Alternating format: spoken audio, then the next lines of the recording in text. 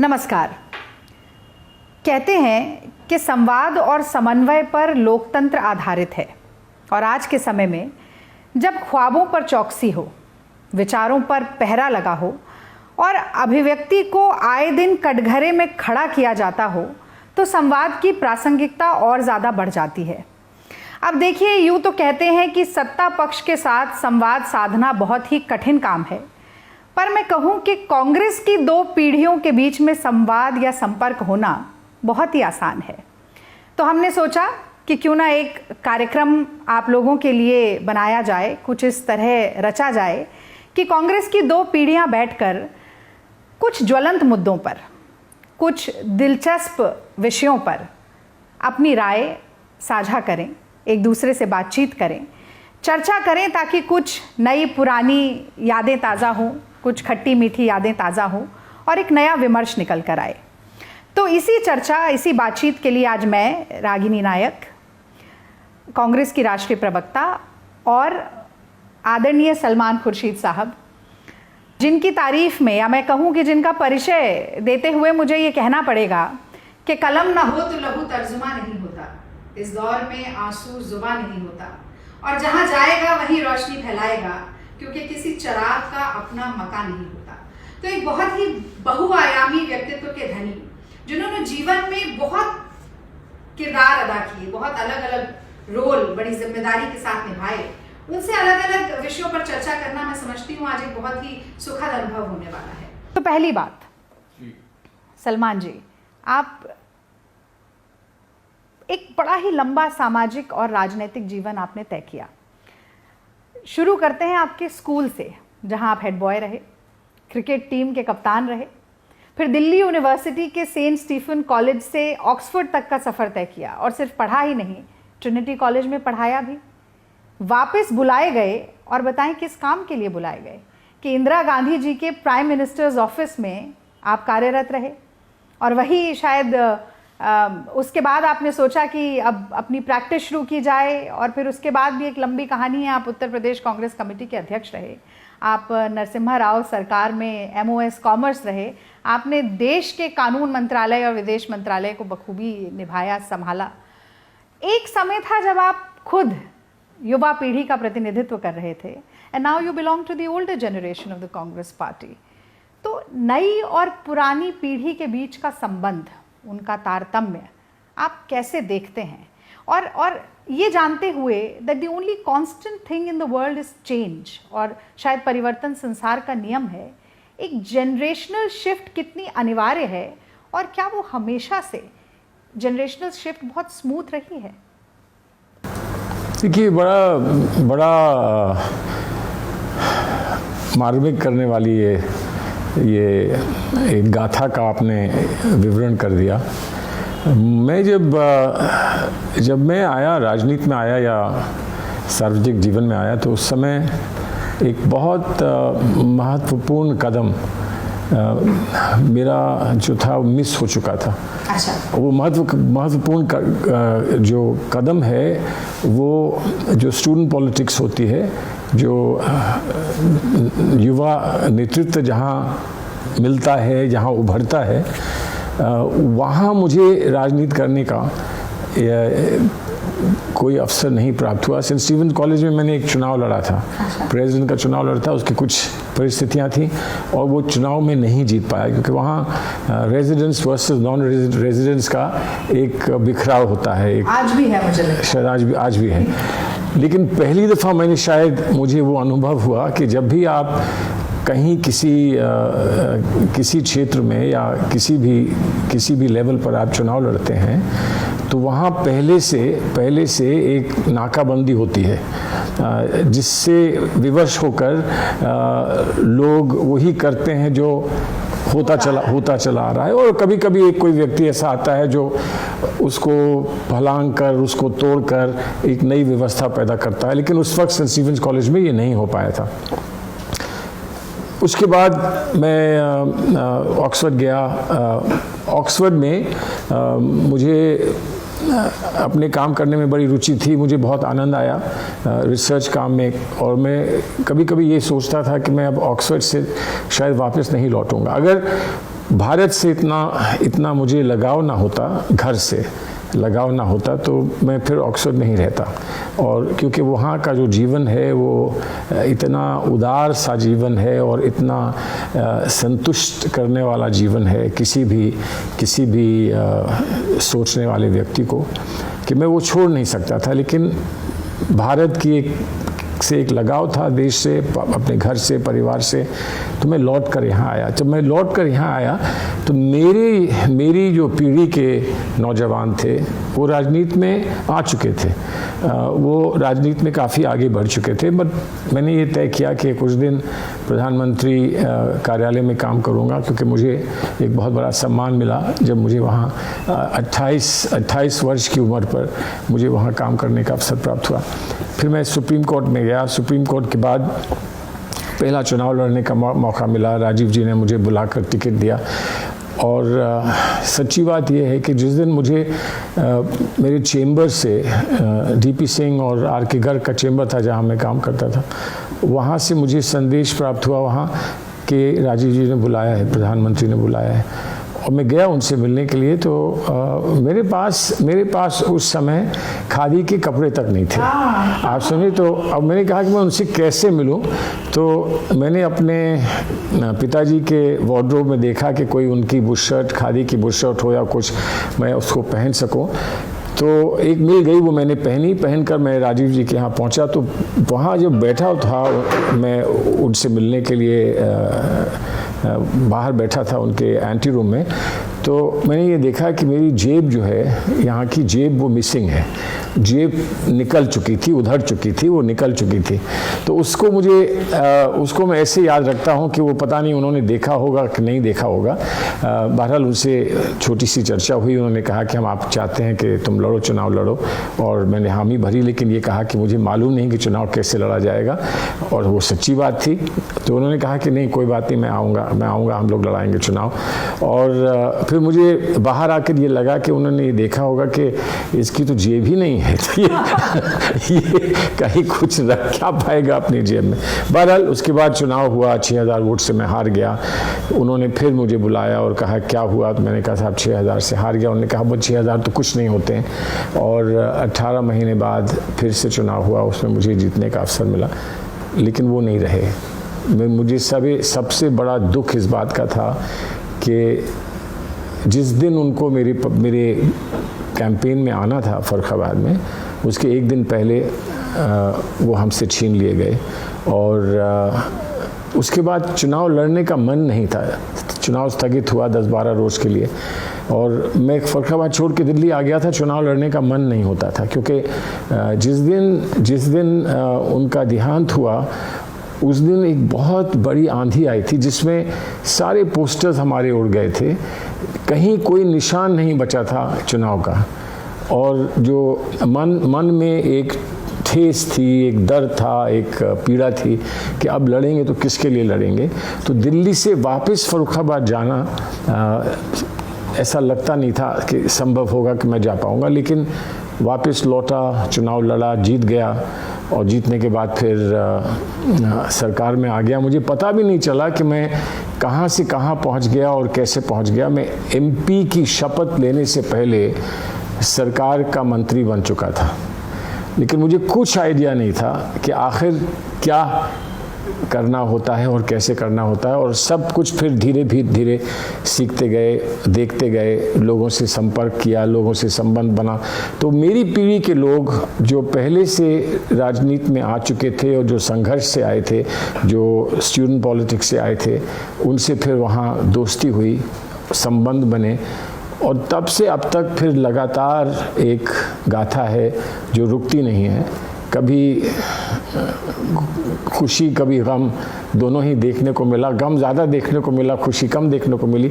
लेकिन मैं जब पूरे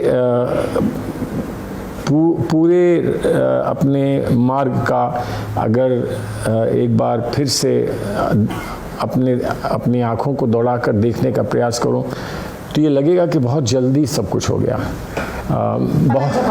पलक झपकते सब कुछ हो गया। बहुत कुछ करने को मिला, बहुत कुछ सीखा, बहुत कुछ देखा, लेकिन बहुत जल्दी चला गया सब कुछ। जब आप स्कूल में थे सोचते थे कि बड़ा होकर मुझे बनना है, तो वो क्या छवि होती थी, क्या बनना, मतलब स्वतः ही स्कूल में देखिए सच्ची बात यह है कि जो स्कूल में मैं था तो मैं बहुत कुछ बनना चाहता था। मैं मेरे पिताजी मुझे कहते थे, अब्बू कहते थे कि सबसे पहले तुमने ये कहा था कि तुम एक इंजन ड्राइवर बनना चाहते हो, ट्रेन के ड्राइवर बनना चाहते हो। लेकिन जो मुझे याद है वो ये था कि मैं एयरफोर्स का पायलट बनना चाहता था। अच्छा। सबसे पहले, और एयरफोर्स के पायलट के बाद मैं ये चाहता था कि किसी अच्छी यूनिवर्सिटी से मुझे डिग्री मिल सके, और अंत में मैं कहीं ना कहीं राजनीति में अपने आप को देखता था। और मैं डिबेटिंग करने में, कभी कभी शीशे के सामने खड़े होकर आदमी कुछ रचना बनाता है कि अगर मैं राजनीति में होऊंगा तो मैं क्या कहूँगा, कैसे कहूँगा। ये वो ज़माना था जब हमने बचपन में पंडित जी को देखा था। राजीव जी जो थे उस समय पूरे विश्व को प्रभावित कर रहे थे, और नौजवान थे और पूरे विश्व को प्रभावित कर रहे थे। उधर जॉन कैनेडी को देखा था। जॉन कैनेडी के अलावा जब यूनिवर्सिटी में थे तो चे गेवारा का बहुत प्रचार हुआ करता था और चर्चा हुआ करती थी। और इनफैक्ट पहले साल में बीए के पहले वर्ष में एक प्ले हुआ था सेंट स्टीफेंस कॉलेज में, जो कपिल सिब्बल जी ने डायरेक्ट किया था। वो डायरेक्टर थे, वो आए थे लॉ फैकल्टी से वापस लौट कर आए थे प्ले को डायरेक्ट करने के लिए। यूनिवर्सिटी यूनियन का प्ले था, कॉलेज यूनियन का प्ले था, और वो चे के बारे में था।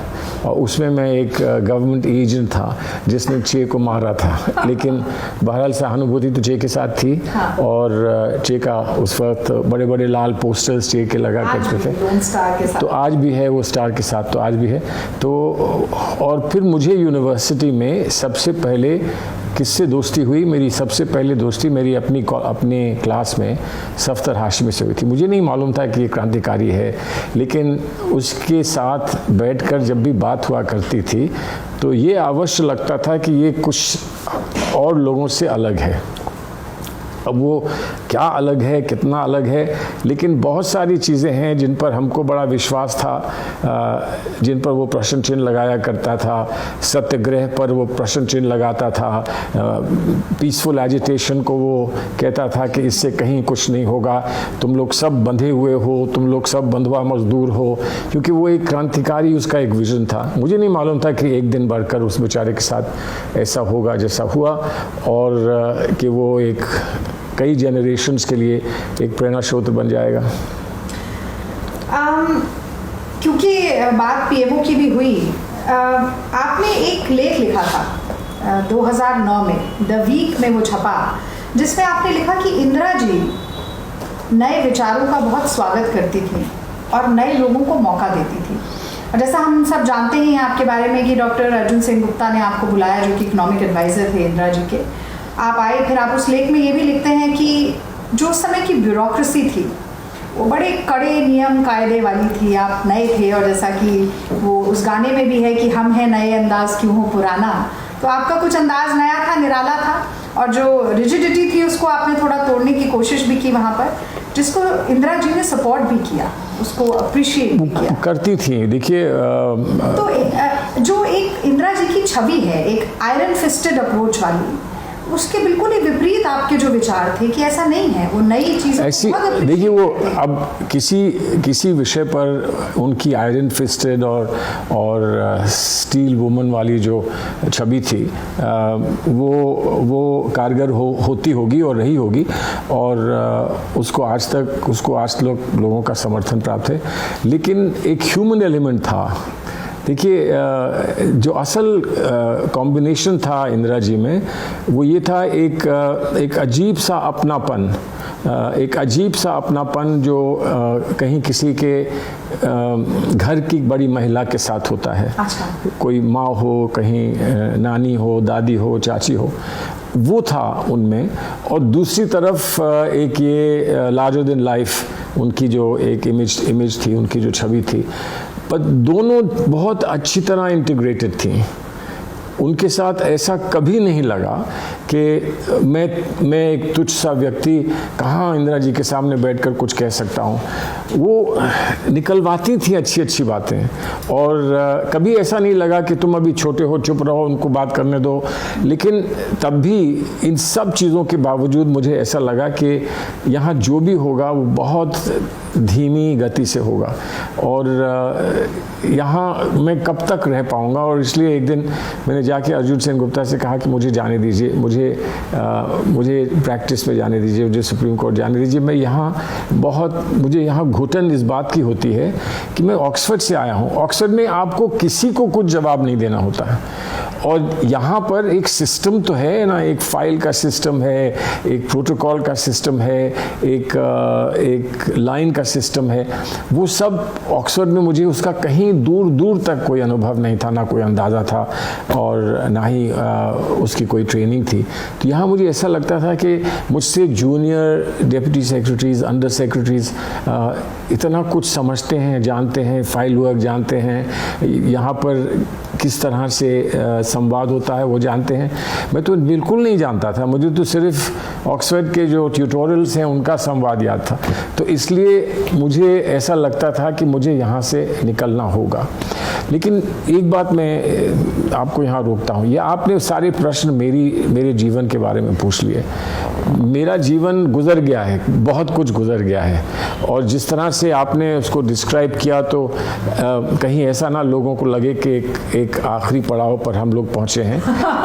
अभी बहुत कुछ आगे करने की इच्छा है, चेष्टा है, इच्छा है। लेकिन एक बात ये पूछना चाहूँगा कि ये समय निकल गया जिसकी अभी हमने चर्चा की है, लेकिन जो हमारी नई जनरेशन है हमारी पार्टी की, और आपकी बाद की भी जनरेशन है, लेकिन जो आप लोगों की जनरेशन है उसने हमको कैसे देखा होगा, या हमसे क्या कुछ अपेक्षा की होगी, और करके वो अब कहाँ पहुँचे हैं और आज क्या सोचते हैं। आज हमारे बहुत नौजवान नेता हैं, राहुल जी हैं, प्रियंका जी हैं, बहुत नौजवान नेता हैं जो आयु में और शायद विचारधारा में, सोच में आप लोगों से ज़्यादा करीब हैं, क्योंकि वो जो एक नौजवान की चेष्टा और नौजवान की जो एक सोच होती है उसका और अनुभवी लोगों में कुछ ना कुछ अंतर अवश्य होगा। तो थोड़ा सा इस पर क्यों ना बात करें कि आप लोग हमें कैसे देखते हैं। देखिए, मैं अपनी बात करूं तो जहां से आपने छोड़ा था वहीं से शुरुआत करती हूं। आपने कहा कि आपने जो मिस किया, मैं कहूँगी वहीं से मेरी शुरुआत हुई। वो छात्र राजनीति थी, छात्र जीवन। और मुझे ऐसा लगता है कि किसी भी नौजवान व्यक्ति के लिए सबसे पहली सामाजिक चेतना और राजनीतिक गतिशीलता उसे यूनिवर्सिटी या कॉलेज में ही मिलती है, क्योंकि स्कूल में एक बहुत ही प्रोटेक्टेड एनवायरनमेंट रहता है, आपका एक पर्टिकुलर सिलेबस है, वो पढ़िए, एग्ज़ाम पास कीजिए। पर एक जो कैंपस लाइफ में जो एक्सपोजर आपको मिलता है वो आपको स्टूडेंट एक्टिविज्म के साथ साथ सोशल रिस्पॉन्सिबिलिटी की तरफ भी ले जाता है, और बहुत सी नई चीज़ सीखने को मिलती है। उस समय में जब मैं छात्र राजनीति में रही करीब 10 साल, दिल्ली विश्वविद्यालय छात्र संघ की अध्यक्ष भी बनी, तब 3 लोगों ने मुझे सबसे ज़्यादा प्रभावित किया जो समय समय पर NSUI के इंचार्ज रहे। एक ऑस्कर फर्नांडिस जी थे, एक अशोक गहलोत जी थे, और एक मुकुल वासनिक जी थे। और तीनों लोगों ने एक बात सिखाई जो सिर्फ मुझे नहीं, उस समय के NSUI यूथ कांग्रेस के तमाम सैकड़ों हज़ारों लोग जो आज निकल के कोई MP है, कोई मिनिस्टर है, कोई MLA है, अलग अलग जगह पर कांग्रेस का नेतृत्व कर रहे हैं। उन्होंने कहा कि 2-3 चीज़ें समझना बहुत ज़रूरी है। पहली बात ये कि आप जिसका भी प्रतिनिधित्व कर रहे हैं उस व्यक्ति के अधिकार सर्वोपरि हैं, और अगर उन अधिकारों का हनन होता है तो आपको भले ही अपनी ही सरकार के खिलाफ क्यों ना बोलना पड़े, आवाज़ ज़रूर उठानी चाहिए। ऐसे समय में मैं आपको एक छोटा सा उदाहरण भी देती हूँ कि मेट्रो नई 2005 में शुरू हुई थी दिल्ली में। तब बहुत ये डिमांड थी स्टूडेंट्स की कि मेट्रो पास भी शुरू किया जाए। दिल्ली सरकार, जब शीला जी उस वक्त मुख्यमंत्री थी, उनका कहना था कि एक बार अगर पास सिस्टम शुरू हो जाता है तो हर चीज़ को सब्सिडाइज करना पड़ता है, फिर जो रेवेन्यू जनरेट होना चाहिए वो नहीं हो सकता है वो। लेकिन हमने कई बार एजिटेशन की, बहुत बार प्रोटेस्ट की। हम NSUI कांग्रेस का विंग है, हमारी मुख्यमंत्री थी, लेकिन हमने कहा कि नहीं, छात्र चाहते हैं तो ऐसा हो। वो पहली सीख थी, वो मुझे लगता है आज भी लाजमी है। आपने सफदर हाशमी की बात की, उस समय जब हम NSQI में थे हमें अनहद के ट्रेनिंग कैंप्स में ले जाया जाता था। वहाँ पे राम पुनियानी बताते थे कि धर्मनिरपेक्षता क्या होती है, गौहर रजा हमसे गवाते थे कि ऊंची है परवाज़ हमारी, ऊंची है परवाज़। और विचारधाराओं में फ़र्क क्या है, हम क्यों कांग्रेसी हैं, हम संघी क्यों नहीं हैं, या हम लेफ्ट से क्यों अलग हैं, ये जो अवधारणा है ये वहाँ मुझे लगता है कि वहाँ से हमें वो सीख मिली जो आज भी काम आती है। लेकिन मेरे बाद की जो जनरेशन है, आप कह रहे हैं जो अब 15 साल बाद जो NSQI के यूथ कांग्रेस के लड़के लड़कियाँ आ रहे हैं, मुझे लगता है कि वो विचारधारा से जुड़ाव कहीं ना कहीं कमज़ोर पड़ा है। ये समझना कि हम क्यों हैं, किस तरह अलग हैं, और हम जो भी हैं वो हम उन लोगों के लिए हैं जिनका हम प्रतिनिधित्व कर रहे हैं, वो भावना अगर कम हो जाती है तो मुझे लगता है कि आप राजनीति कर नहीं सकते। तो केवल यदि राजनीति ट्री प्लांटेशन या ब्लड डोनेशन ड्राइव तक सीमित रहेगी तो वो बहुत ज़्यादा जनसेवा वाली राजनीति। तो मैं एक बात पूछूं कि ये समस्या सिर्फ आप लोगों के लिए नहीं है, ये हमारे नई पीढ़ी के लिए नहीं है, ये समस्या हम लोगों के लिए भी है, जिनके लिए ये कहा जाए कि हम तो 20-30 साल के 40 साल के अनुभव के बाद इस स्थान पर पहुँचे हैं जहाँ हम आज हैं। सरकार में भी रहे, सरकार के बाहर भी रहे, विपक्ष की भूमिका भी अदा की, लेकिन क्या आप लोगों को आज वहाँ से जहाँ से आप लोगों की पीढ़ी खड़े होकर हमें देखती है, क्या उनको ऐसा लगता है कि हम घबरा गए हैं? क्या हमने जो मार्ग अपनाया था और जो हमको महात्मा गांधी, जवाहरलाल नेहरू, इंदिरा गांधी जी ने दिखाया था, कि उस मार्ग पे चलने में हम में कोई कोताही आ गई है? क्या वजह है कि हम आज की नौजवानों को वैसे इंस्पायर नहीं कर पा रहे हैं, प्रोत्साहित नहीं कर पा रहे हैं जैसे इन तीन हमारे साथियों का आपने विवरण किया, उन्होंने आपको प्रोत्साहित किया था, या इंदिरा जी ने किया था, सोनिया जी ने किया था। आज हम में क्या कमी है कि हम आपको वैसे प्रोत्साहित नहीं कर पा रहे हैं? आपको क्या लगता है? नहीं, मुझे लगता है कि इसमें समय और काल परिस्थिति इन तीनों चीज़ों का बहुत योगदान होता है। आज की चुनौतियां जो हैं सर, मुझे लगता है कि वो थोड़ी अलग हैं उस समय की चुनौती से। जब आप सत्ता में नहीं होते हैं तब आप अपने आसपास के परिदृश्य को कैसे देखते हैं, और जब आप सत्ता में होते हैं तब आपका क्या नज़रिया होता है, ये अलग है। मुझे लगता है जो मेरी जनरेशन है या मेरे बाद की जनरेशन है वो विपक्ष में रहकर काम कर रही है, और लगातार जब विपक्ष में रहकर अगर हार का मुंह देखना पड़ता है तो हौसला पस्त होता है। और मुझे लगता है कि कहीं ना कहीं आज ये जो द्वंद्व है, जो ये कहा जा रहा है कि does the Congress want to play a second fiddle to the communal politics of divisive politics of BJP and Sangh, तो एक ये जो डिलेमा आ गया है कि हम क्या करें, हम बार बार क्यों हार रहे हैं, क्या हम जिस विचारधारा की दूरी पे चल रहे थे वो गलत है, क्या हम इन जैसे हो जाएं तो हम शायद जीतने लगेंगे, या हम प्रो पुअर एजेंडा की इतनी बात करते हैं। हम सोनिया जी यूपीए 10 साल एक राइट्स बेस्ड रिजीम चलाया गया, उसके बाद भी हम हार गए। आरटीआई लेके आए, हम मनरेगा लेके आए, हम फूड सिक्योरिटी लेके आए, राइट टू एजुकेशन लेके आए, फिर भी हम हार गए। तो ऐसे समय में मुझे लगता है कि वो चुनौती आपने शायद उस वक्त ना देखी हो जब से आप राजनीति में आए हैं। तो वो समय काल परिस्थिति के हिसाब से आज की जो पीढ़ी है वो और ज़्यादा बुरे समय से गुजर। इसमें एक बात मैं आपको बताऊं, ये आपने सही कहा कि हमारे समय पे क्या चुनौतियां थीं, क्या परिस्थितियां थीं, और आप लोगों के समय में क्या चुनौतियां परिस्थितियां हैं। लेकिन मैंने जब प्रवेश किया राजनीति में तो ये सारी परिस्थितियां उत्तर प्रदेश में बिगड़ना शुरू हो गई थी।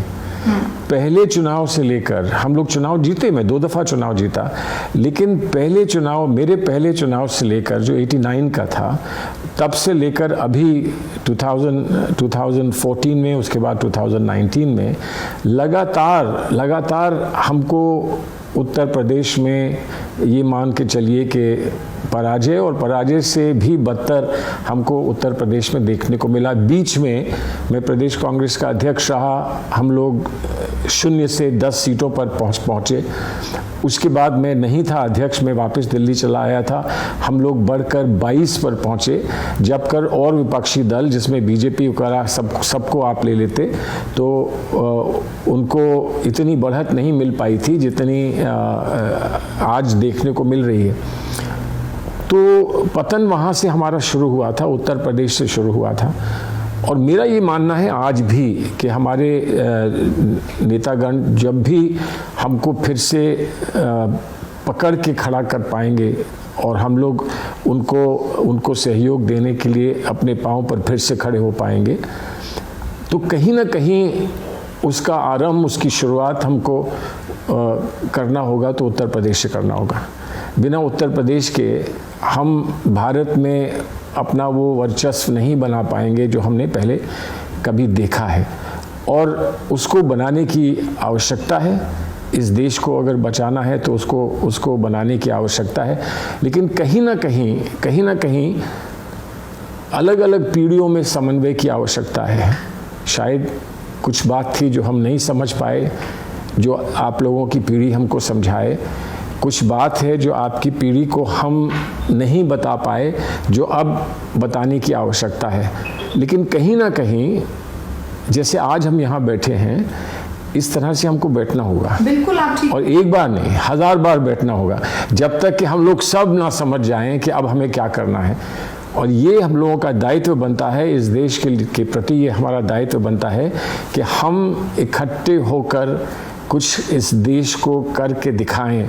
और करके दिखाएं का मतलब ये है कि एक बार फिर इस देश में हमें ये दृश्य ना देखना पड़े कि भूखे, नंगे, बेसहाय लोग सड़क पर इसलिए चल रहे हैं कि हमारी व्यवस्था जो है उसके बाहर हमने उनको रखा है। कहीं ना कहीं बाहर रहे हैं, छुपे हुए रहे हैं, हमने उनको देखा नहीं। आज सड़क पर वो आ गए तो हमारी ये मजबूरी है कि हम उनको देख रहे हैं। लेकिन कहीं अगर ऐसा है तो कहीं ये भी है कि वो लोग, मिडिल क्लास के लोग भी कहीं ना कहीं बेबस हैं, असहाय हैं, अपने बच्चों को अच्छे स्कूल में पढ़ा नहीं सकते, अपने बच्चों को अपने रोज़गार का प्रबंध नहीं कर सकते। तो कुछ ना कुछ कहीं बिगड़ा है। और मैं ये समझता हूँ, और इसको नौजवान कैसे देखें, कि हमने बहुत दूर तक सोशलिज्म को, समाजवाद को ढकेल दिया। इस देश को समाजवाद से, इंदिरा जी की सोशलिज्म से बहुत कुछ मिला है। और अभी हम शायद उतने तैयार नहीं हुए थे एक फ्री इकोनॉमी के लिए जितना हम लोगों को मजबूरी में शायद हमको अपनाना पड़ा। कहीं ना कहीं जो मॉडल बनाया था डॉक्टर मनमोहन सिंह के समय बना था, मुझे एक अपॉर्चुनिटी मिली थी उनके साथ काम करने के लिए, जो सोनिया जी ने जो नेशनल एडवाइजरी काउंसिल में जिसका परिप्रेक्ष्य समझाने की कोशिश की थी पार्टी को, कि राइट्स बेस्ड एंटाइटलमेंट, एम्पावरमेंट हमारे मुल्क में हम लोग कैसे करेंगे। और जिसका विरोध किया आज की जो उस समय उसने इस बीजेपी ने विरोध किया, बहुत सारी प्रदेश की सरकारों ने उसका विरोध किया, ये समझ के कि शायद हम पीछे की तरफ देख रहे हैं, हम आगे की तरफ नहीं देख रहे हैं। और वहीं कहीं एक बहुत बड़ी कमी हुई। और मैं पर्सनली मानता हूँ कि मंत्री की हैसियत से मेरे लिए अगर आप मुझसे ये पूछें कि सबसे बड़ा फेलियर आपका क्या रहा, तो मैं ये मानता हूँ कि इक्वल अपॉर्चुनिटी कमीशन हम इस देश को नहीं दे पाए। अगर वो हम देते तो एक पैराडाइम शिफ्ट इस मुल्क में होता कि हम लोगों को हिंदू, मुसलमान, बैकवर्ड, फॉरवर्ड और दलित की नज़र से ना देखते, हम उसको सिर्फ देखते कि इसको आगे बढ़ने का समान अवसर मिला है कि नहीं मिला है। और मैं उम्मीद करता हूँ कि आप लोग कभी अगली पीढ़ी आए, सरकार में आए, हमारी नई सरकार बने, बहुत समय बाद नहीं, जल्द बने हमारी सरकार, तो उसमें अगर एक बात की अपेक्षा मैं करूँगा आप लोगों से, तो इतनी ज़रूर करूँगा कि इक्वल अपॉर्चुनिटी कमीशन, सामान्य अफसर कमीशन अवश्य आप बनाएं। सर, मुझे लगता है ऐसा समय ज़रूर आएगा और जल्द ही आएगा। 2-3 चीज़ें यहाँ पर जो आपके ही वक्तव्य से बातें निकल कर आई हैं। पहली चीज़ तो ये, आपने कहा कि सोशलिज्म, और आपने कहा कि समाजवाद, आपने कहा कि कहीं ना कहीं संवेदना के स्तर पर लोगों से जुड़कर पॉलिसी बनाई जाए, ऐसे पॉलिसी इंटरवेंशन हो। मुझे लगता है कि पॉलिसी के अलावा आइडियोलॉजी बहुत ज़्यादा महत्वपूर्ण है। आपको लगता है कि जो एक आइडियोलॉजिकल स्टैंड कांग्रेस का रहा है या आप लोगों के समय पर रहा, उससे हम कहीं ना कहीं खिसकते गए, और ये भी एक बड़ा कारण है कि कांग्रेस पार्टी दुविधा में नज़र आती है। हम किसी चीज़ पर डटकर खड़े नहीं हो पाते, कोई स्टैंड नहीं ले पाते। और मतलब हालांकि ये भी कहा जाता है कि जो सेंट्रिस्ट पार्टीज होती हैं उनके साथ ये डिलेमा लगा रहता है। पर ये बहुत अच्छा प्रश्न है। एक चीज़ मैं और जोड़ूंगी सर, नेहरू जी ने 1936 में बॉम्बे क्रॉनिकल में एक आर्टिकल लिखा था जिसमें उन्होंने कहा कि bye lowering your standards even if you win an election, that doesn't count. You have to adhere to the principles and the ideals, whatever the consequences. उस तरीके की राजनीति अब क्या उसकी कोई? देखिए, नेहरू जी जैसा ही व्यक्ति ये कह भी सकता था। हम लोग ये कहें तो हम तो बिल्कुल नकार दिए जाएंगे। ये एक विडंबना है हमारे लिए, आज के समय में ये विडंबना है। लेकिन जो आइडियोलॉजी की विचारधारा की आपने बात की, मैं ये मानता हूँ कि हम अक्सर इस बात को भूल जाते हैं कि आइडियोलॉजी अपनी जगह है, और आइडियोलॉजी जो है उसमें कुछ थोड़ा बहुत अंतर आ सकता है, लेकिन जो कोर आइडियोलॉजी होती है वो बदलती नहीं है, ना बदलनी चाहिए। लेकिन एक सामरिक नीति, एक स्ट्रैटेजी आइडियोलॉजी के साथ भी होती है।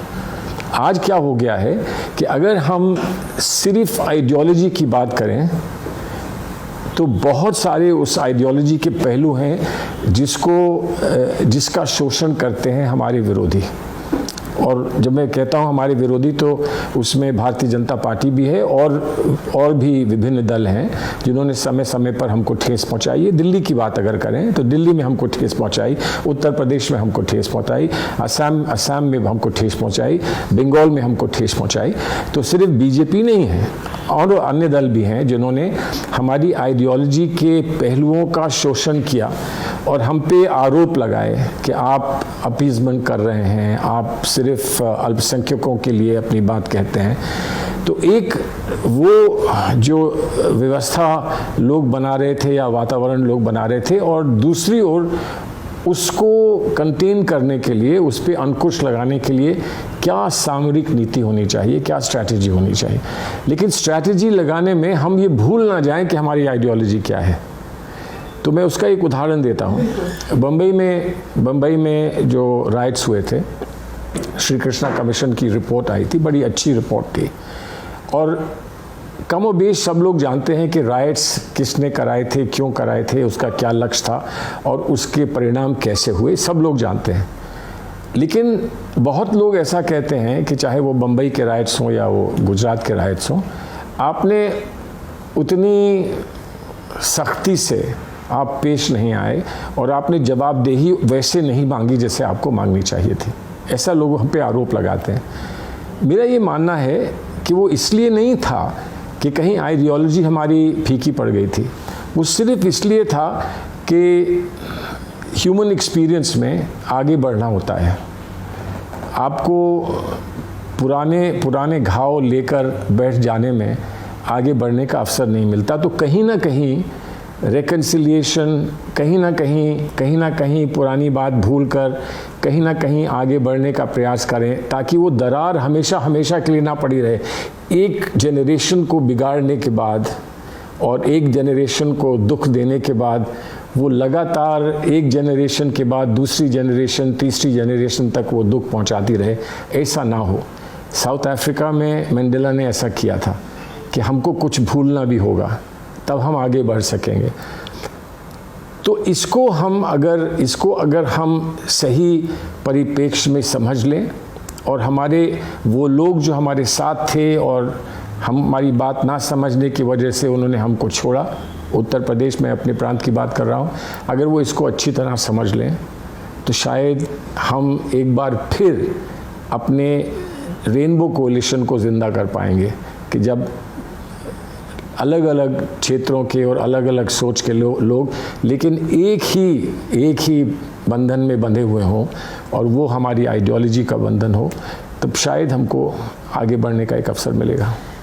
ये स्ट्रैटेजी की बात आपने की, पर if you look at the larger picture, मैं फिर से नेहरू को लेकर आऊंगी क्योंकि जब आप पुरानी पीढ़ी की बात करें तो नेहरू के बिना तो बेशक जब आइडिया ऑफ इंडिया ही जो है वो पूरा नेहरू के विचारों पर आधारित है जिसमें कांग्रेस पार्टी विश्वास रखती है। तो नेहरू खास तौर से ये बात कहते थे कि India is a composite country in many ways, in thoughts, in languages, in ways of life, in customs, traditions, so on and so fourth. And any attempt by the majority to impose itself on minority would lead to inner conflicts, which are as bad as outer conflicts. And then he goes on to say that if we will ever have a united India in the real sense, in the inner sense, then we have to work towards the psychological integration of the people. तो आपको लगता है कि ये psychological integration पिछले 70 साल में हुआ है, और यदि हुआ है तो अब कमज़ोर पड़ रहा है, और आगे होने के लिए क्या करना होगा? क्या सिर्फ कांग्रेस ही जिम्मेदार है या फिर ये विभिन्न राजनीतिक दलों की भी जिम्मेदारी है? हम भारतीय जनता पार्टी और संघ को छोड़ भी दें अगर, क्योंकि उनका मूल मंत्र ही पितृभूमि और पुण्य भूमि की बात करता है, तो वो तो सबका साथ सबका विकास सिर्फ नारे के लिए इस्तेमाल करते हैं, उसमें कुछ असलियत तो है। तो ये साइकोलॉजिकल इंटीग्रेशन क्या भला है, कैसे होगा? देखिए, मैं ये मानता हूँ कि साइकोलॉजिकल इंटीग्रेशन हुआ है और हमने देखा है। मैंने पार्टीशन के बाद के जो हालात थे वो स्वयं नहीं देखे, लेकिन उसके बारे में घर के लोगों से सुना है, बहुत पास से उसका अनुभव किया है कि जो उन लोगों की बातें थी उसको मैंने घर में सुना, या फिर पुस्तकों में पढ़ा है जो पार्टीशन के आफ्टरमाथ की जो सिचुएशन थी, दिल्ली कैसा रहा होगा 1947 में और आज का दिल्ली क्या है, ये सब देखने को मिला। हमें बाबरी मस्जिद के विध्वंस के समय इस देश में क्या वातावरण था वो देखने को मिला, लेकिन हर बार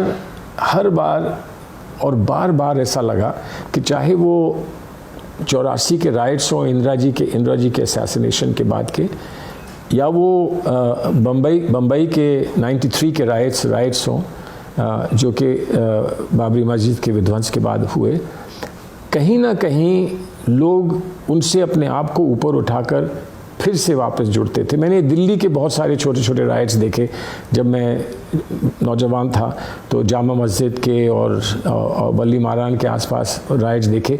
बल्कि मुझे याद है कि हम इंदिरा जी को पहली बार, इंदिरा जी चुनाव हारी थी और उसके बाद राइट्स हुए थे, और राइट्स में हम पहली बार इंदिरा जी को लेके गए थे वहाँ, और मैंने गुलाब की पंखड़ियाँ बरसती हुई देखी उन पर जामा मस्जिद में, और इमाम साहब बाहर निकल के सीढ़ियों पे आ गए थे इस उम्मीद में कि किसी तरह से इंदिरा जी बढ़कर उनसे मिलने, और वो हुआ कि इंदिरा जी बढ़कर उनसे मिली थी, और वो व्यक्ति जिन्होंने इंदिरा जी का विरोध किया था।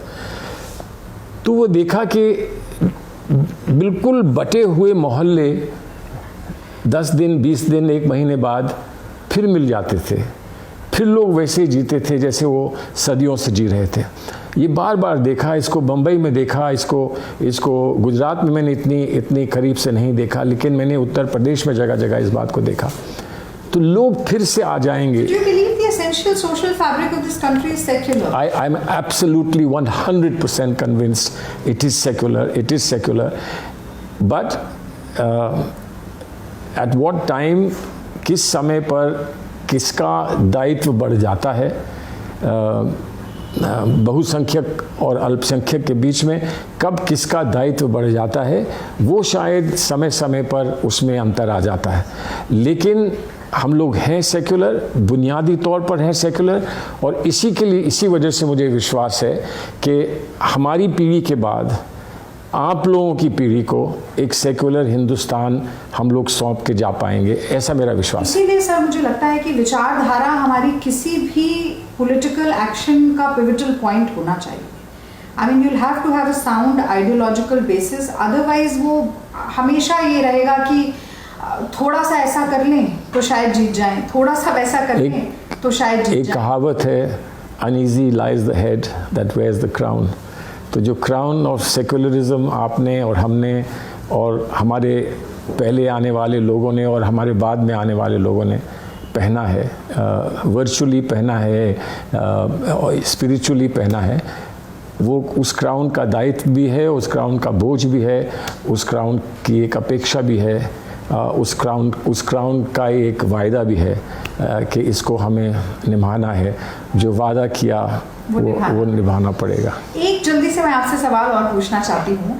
1999 में आपका एक बहुत ही बढ़िया डिस्कशन हुआ था टाइगर पटौदी के साथ, जो छपा भी था, और उसमें आप चर्चा करते हुए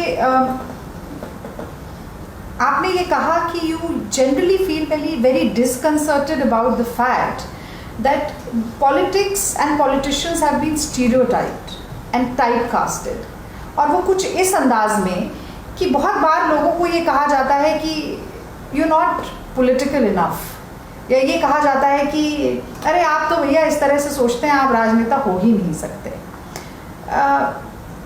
To the extent that if a politician is upset about hypocrisy, or if a politician is upset about apathy or insensitivity or misuse or abuse of institutions, then people would turn around and say that probably you're too naive to be a politician. ऐसा ही कुछ अभी देखने को मिला जब सागरिका घोष ने राहुल जी से कहा, मतलब एक ट्वीट किया और ये बोला कि Rahul ji, why don't you remain the decent and humane person that you are and leave the party to be led by some smart and canny politician. तो ऐसे दौर में जब किसी राजनेता की आलोचना ये कहकर की जाती है कि आप बहुत सच्चे हैं, सीधे हैं, बहुत सरल हैं, आप नैतिक हैं, इसीलिए राजनीति छोड़ दीजिए और किसी ज़्यादा चालाक आदमी को करने दीजिए, वो हमारी राजनीतिक व्यवस्था के बारे में क्या कहता है? मतलब एक तो गांधी जी थे, वो कहते थे कि भाई नैतिकता ही सार्वजनिक जीवन का केंद्र है, politics without principle is a sin, और एक ये समय है जब जर्नलिस्ट कह रहे हैं भैया आप बहुत सीधे हैं, आपसे ना हो पाएगा। मेरा सिर्फ एक जवाब है इसका। मेरा जवाब ये है कि हमारा जो कन्विक्शन है कि अच्छे लोग और सुलझे लोग और थिंकिंग लोग राजनीति में रहें और ट्रूली इंडिपेंडेंट सोल्स राजनीति में रहें, वो बहुत, मैं समझता हूँ कि हमारे भविष्य के लिए वो बहुत नेसेसरी है, बड़ा इम्पोर्टेंट है। और जो लोग ये समझते हैं कि ऐसे लोग पॉलिटिक्स नहीं कर सकते या उन्हें पॉलिटिक्स नहीं करनी चाहिए, मैं सिर्फ यही कह सकता हूँ कि I feel sorry for them.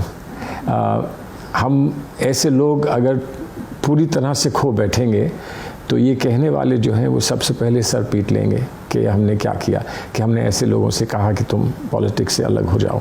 और फ्रैंकली मेरा ये एक छोटा मुंह बड़ी बात है, एक मैसेज है टू आवर लीडरशिप कि I just hope that these kind of statements will never make them feel that they are unwanted. India needs good people. मुझे तो लगता है कि इससे और हौसला और बढ़ना चाहिए, यकीनन बढ़ना चाहिए। अगर ये है उन लोगों, even in your detractors, I mean this is the perception that you've created. Absolutely. बस दिल में ये बात कहते हुए आगे निकल जाएं कि हम होंगे कामयाब। और सर मुझे एक बात लगती है जो आपको बोलना भी चाहिए, क्योंकि बहुत सारे नौजवान वकील भी और बहुत से नौजवान लोग जो राजनीति का हिस्सा हैं ये सुनना ज़रूर चाहेंगे। मैंने उसी की बात शुरू में भी की कि अगर आप लगातार हार रहे हैं तो कहीं ना कहीं आपका हौसला कमज़ोर पड़ता है। तो ऐसे में आपने पूछा कि हम किस तरह से प्रेरित करें, पर आप ये बताइए कि क्या सोच कर हमें ये आगे बढ़ते रहना है निरंतर, और ये मानना है कि, और ऐसा कर रहे हैं, मतलब आप देखिए कि बहुत सार्थक ना होते हुए, इस वक्त सक्षम ना होते हुए बहुत प्रदेशों में हमारी सरकार नहीं है। राहुल जी लगातार ये प्रयास कर रहे हैं कि वो देश दुनिया के बड़े से बड़े एक्सपर्ट से बात करें और सरकार को सुझाव देने का काम करें। प्रियंका गांधी जी ने तो बसें खड़ी करवा दी, लेकिन सरकार कहती रही कि 800 हैं कि 900 हैं कि 1000 हैं। तो there are some, I think this government wants to find a problem to every solution that the Congress party is presenting। फिर भी हम अपना काम कर रहे हैं। हमारे सैकड़ों लाखों कार्यकर्ता ऐसे हैं जो खाना भी पहुंचा रहे हैं, ऐसे समय में अपनी गाड़ी से भी लोगों को पहुंचाने का काम कर रहे हैं। पर बहुत से लोग ऐसे भी हैं जो थोड़े निराश होंगे। जो निराश होंगे उनको सिर्फ यही कहूँगा कि देखिए, ये गवर्नमेंट ही एक प्रॉब्लम है, एक विचारधारा है इस गवर्नमेंट से संबंधित जो प्रॉब्लम है, और हम प्रॉब्लम से लड़ रहे हैं। और कभी आपको ऐसा लगे कि अब मेरी उम्र देखिए 20 साल हो गए, 30 साल हो गए, उत्तर प्रदेश के नौजवान जो थे 30 साल पहले, उनकी बात कर रहा हूँ कि अब हम कब तक रहेंगे, अब हमारे बच्चों को हम क्या सौंप के जाएंगे। तो वो याद करें कि ऐसे इस दुनिया में वो लोग गुजरे हैं, जैसे नेल्सन मंडेला, जो 27 साल पूरा जीवन बिता दिया उन्होंने, और एक छोटे से कमरे में पूरा जीवन बिता दिया, लेकिन अंततः वो कामयाब हुए, सफल हुए। और ये समझ के कि सफल होना सिर्फ अनिवार्य नहीं है कि आप अपने जीवन में सफल हों, लेकिन आप अगर किसी के लिए ज़मीन बना जाएंगे कि वो सफल हो जाए, तो आपको इतिहास याद रखेगा। एक छोटी सी बात मैं और जोड़ूंगी, क्योंकि आपने ये कहा, जब मैं NSUI की राष्ट्रीय महासचिव थी तब राहुल जी हमारे प्रभारी थे, और एक बार एक बड़ी सी वर्कशॉप हुई जिसमें सभी राष्ट्रीय पदाधिकारी बैठे थे।